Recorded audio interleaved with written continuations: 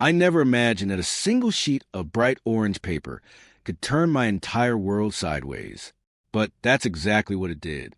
One completely ordinary Tuesday morning, I cracked open my front door, still groggy, still thinking about making coffee, and there was plastered dead center on the door like some kind of personal warning sign. A neon orange violation notice from my homeowners association. I remember freezing for a moment, barefoot on the cold tile floor, staring at it and squinting, half convinced my vision was still blurry from sleep because the words didn't make sense at all. Parking violation. Fine, $100. Reason, unauthorized vehicle storage in garage. I actually let out a short, confused laugh, more air than sound, because it had to be wrong. It just had to be. I'd lived in Maplewood Ridge for nearly 4 years by then. Never missed a payment. Never received a warning about trash bins, lawn height, or anything else. Nothing. And the entire reason I tolerated the HOA nonsense in the first place was because the house had a 2-car garage where I could keep my vehicle protected. My car wasn't some flashy museum piece.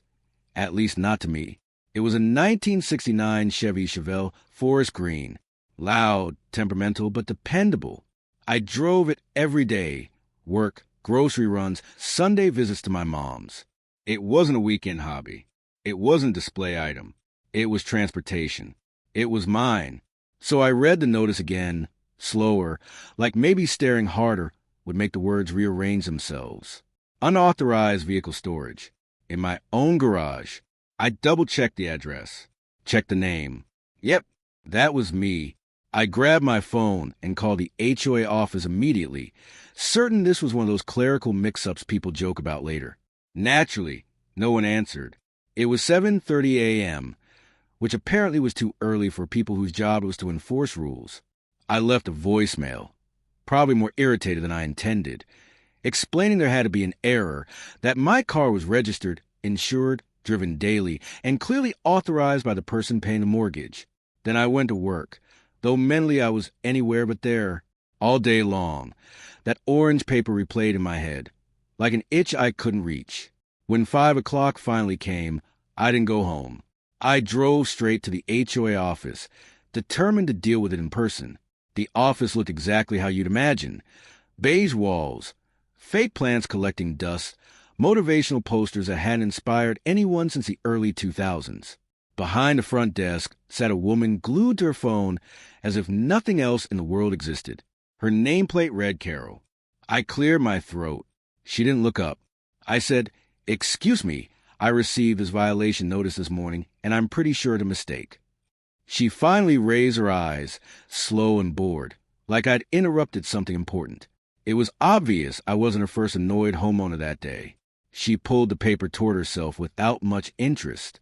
"Name and address?" "Daniel Harper," I said. 318 Willow Bend Drive. Her fingers clacked against the keyboard, nails tapping, eyes half-lidded. She frowned at the screen, then shrugged. "No mistake," she said. "You're in violation of Regulation 8.4-1. Garages are for daily transportation vehicles only. Storage of recreational or collectible vehicles is prohibited." I just stared at her. For a second, I genuinely didn't know what to say. Then I said, carefully, trying to stay calm, "That is my daily transportation vehicle. I drive it every day." She leaned back in her chair. "It says here it's a classic car." "Yeah," I replied. "It's old. That doesn't mean it doesn't run." She shrugged again. The universal signal for not my problem. Classic cars aren't considered daily drivers. That's when I felt the first real flash of anger, the kind that starts deep in your chest and crawls up into your throat. I asked to speak with someone in charge because there was no way this conversation ended with her typing at a keyboard. She sighed dramatically, like I'd asked her to perform a miracle. The HOA president only takes appointments on Thursdays between 2 and 4. I checked my watch. It was Monday. "Fine," I said. "Schedule me for Thursday at 2. The next few days dragged. That night, I went home and pulled out the HOA bylaws, flipping through pages of dense legal language that somehow managed to be vague and threatening at the same time. I highlighted sections. I scribbled notes. I practiced my argument in my head. pacing around the garage, standing beside my Chevelle like it was a silent witness for the defense. By Thursday afternoon, I was ready. The HOA president's office looked like it belonged to someone who enjoyed authority a little too much. Dark wood paneling, framed certificates lining the walls, and a massive disposition like a fortress between him and anyone unlucky enough to sit across from it. His name was Richard Hensley. He looked at me over his glasses, hands folded, posture relaxed in a way that felt deliberate. "Mr. Harper," he said, "I understand you're disputing a parking violation." "Yes," I replied, launching into my prepared explanation, probably a bit too fast. "I received a notice for parking my car in my own garage. I reviewed the bylaws, and nowhere does it say I can't park my personal vehicle there.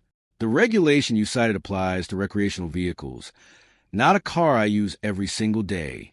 He leaned back, his chair creaking softly. "Mr. Harper, that regulation exists to ensure garages serve their intended purpose, housing vehicles used for daily commuting. Your Chevelle is a collectible vehicle. That's not what the rule was designed for." My jaw tightened. I drive it to work every day. Just because it's old doesn't mean it isn't functional. He smiled, thin and polite, the kind of smile that never reaches the eyes. "Come on now. We both know that isn't practical transportation. It's inefficient, expensive, and likely insured as a collector's item." "That's not the point," I said. "The point is it's my car and it's my garage." His expression hardened just slightly. "When you purchase your home here, you agreed to follow the association's rules. If you find them unacceptable, perhaps this community isn't the right fit for you." That sentence hit harder than he probably intended. The message was unmistakable. Comply or get out. He rose from his chair, a clear signal that the meeting was finished. The violation still stood. I had 30 days to fix it. I walked out of his office with my hands trembling, not from fear, but from the sudden clarity that this was no longer a misunderstanding. This was a confrontation. I wish I could say I cooled off after that I went home, opened a beer, and brushed it off like one of those annoying HOA stories people joke about at cookouts. But the truth is, that exchange with Hensley stuck with me in a way I didn't expect. It stopped being about the car. It was about the tone, the implication, the effortless way he suggested I might not belong where I lived. Like owning a home came with an invisible leash, and he was casually reminding me who held it for the next couple of weeks. I did everything by the book, every rule, every guideline, followed to the letter. Grass trimmed exactly to regulation height. Trash cans hidden away within the approved time window. No music in the garage. No late-night engine noise.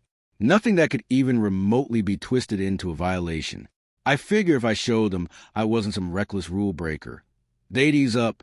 Instead, the orange notices multiplied. At first it was one a week, then every few days. Each one cited a different issue. Always vague enough to sound legitimate. Never specific enough to argue cleanly. Improper vehicle classification. Continued violation of garage usage policy. Failure to comply with previous notice. I started stacking them on the kitchen counter, like some warped collection. Every time a new one appeared, my wife Megan would glance at the pile, lift an eyebrow, and say nothing at all, which somehow made it worse. I tried reasoning again. I went door to door and gathered signatures from neighbors I'd lived beside for years. People who waved when I pulled in, complimented the car, borrowed my tools, or rolled my trash can back when the wind knocked it over. Every single one signed a statement saying they had no issue with my Chevelle being parked in my garage. I took photos too. Me loading groceries into the trunk. Me parked outside my workplace. Me hauling mulch from the hardware store. Dirt smeared across the bumper. I felt ridiculous doing it, like I was building a case to prove my own innocence in a situation that never should have existed. I brought everything to the next HOA meeting, a folding chair circus held in the community clubhouse. Hensley barely glanced at the paperwork before sliding it aside. "The board has already ruled on this matter, Mr. Harper," he said. "Unless you have new evidence related to a different issue, we're moving on." That was it. No discussion. No vote. No appeal. That's when my frustration shifted into something colder, heavier. It became clear this wasn't about enforcing rules. It was about control, about making an example, about reminding everyone who ran the place. So I decided to adapt.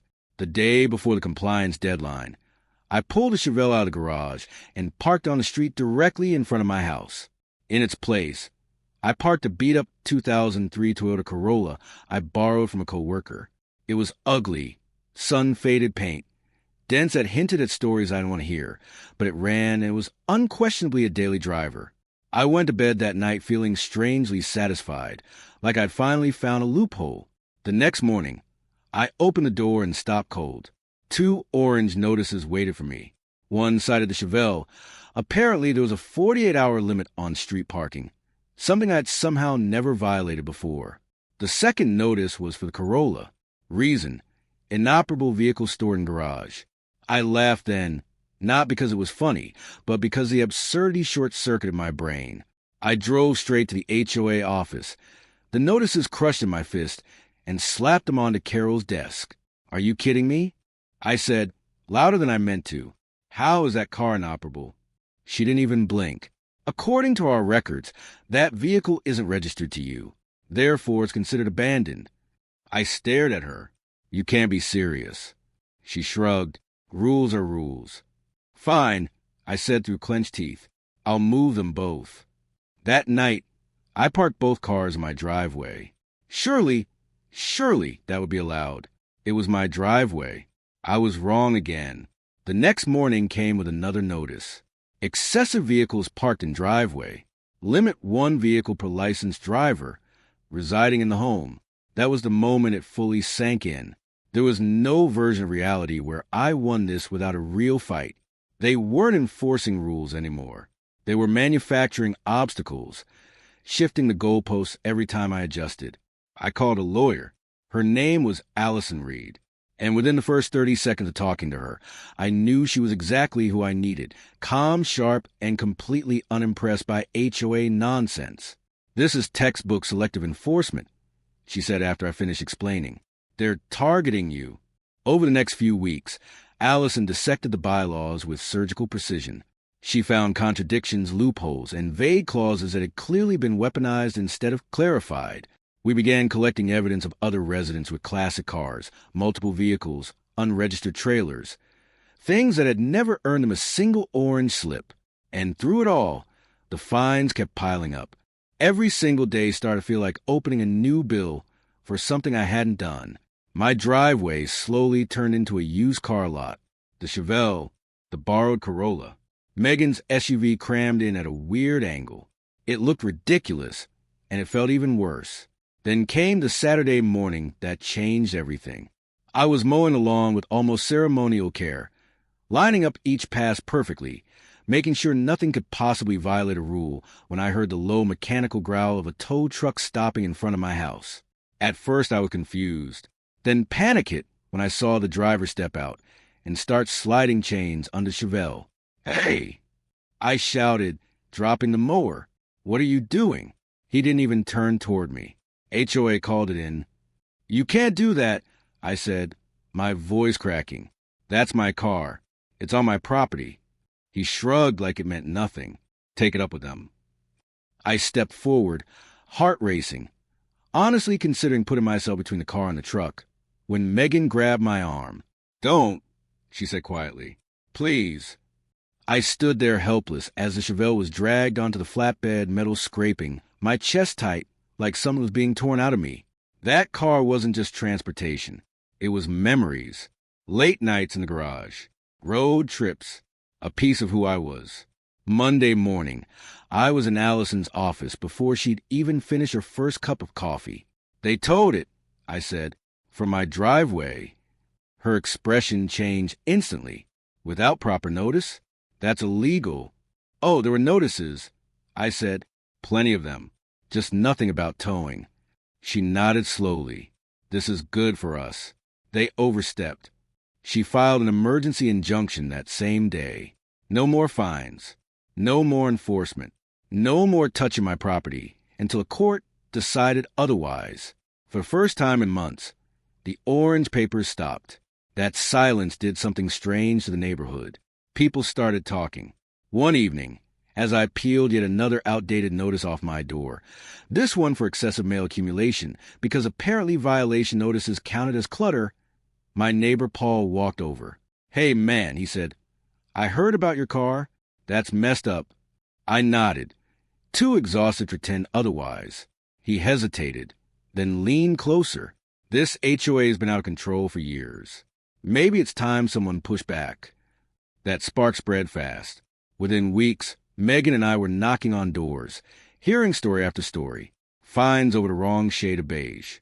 Threats about garden gnomes. Letters sent with no warning. People have been afraid to speak up, terrified of retaliation. But once the dam broke, the anger poured out. We organized a meeting at the public library, deliberately off HOA property. The turnout stunned me. Nearly every house sent someone. The room buzzed with frustration, validation, and something else too. Hope. I stood up, heart pounding, and said what everyone already knew. This isn't about my car. It's about power. And if we don't push back, it's only going to get worse. That night, real change stopped being theory. It became unavoidable. By the time the court date arrived, the entire neighborhood knew about it. What started as a stupid parking dispute had turned into something much bigger. Something people whispered about while walking their dogs or talked over fences in hushed tones. I tried not to dwell on it, but the night before the hearing, sleep never came. Every worst-case scenario played on repeat. What if the judge sided with the HOA? What if there was some loophole? What if all of this meant nothing? Allison met me outside the courthouse early the next morning. Coffee in one hand, a thick folder tucked under her arm. She looked annoyingly calm, which helped more than she probably realized. "We've got this," she said, like she was talking about routine appointment. The courtroom was packed. I recognized faces from all over the block, people who'd never been in a courthouse before, showing up purely out of solidarity. I even spotted Carol sitting in the back row, suddenly very focused on not making eye contact with anyone. The HOA's lawyer went first, recycling the same tired speech about rules, compliance, and shared agreements. Allison tore it apart piece by piece. She laid out the timeline, the selective enforcement, the escalating fines, the lack of towing notice, photos, testimony, paperwork. It was relentless. Then the judge turned to Hensley. "Can you explain why Mr. Harper's vehicle was cited while other residents with similar vehicles were not?" Hensley shifted in his seat. "We observed patterns of use." "Observed?" the judge repeated. "You mean you surveilled residents?" Silence. The ruling came quickly. The HOA was ordered to return my car immediately, refund every fine, pay damages for the illegal tow, and cover legal fees. But the moment that truly changed everything was when the judge leaned forward and ordered an independent audit of the HOA's finances, suspending their enforcement powers until it was complete. The room erupted.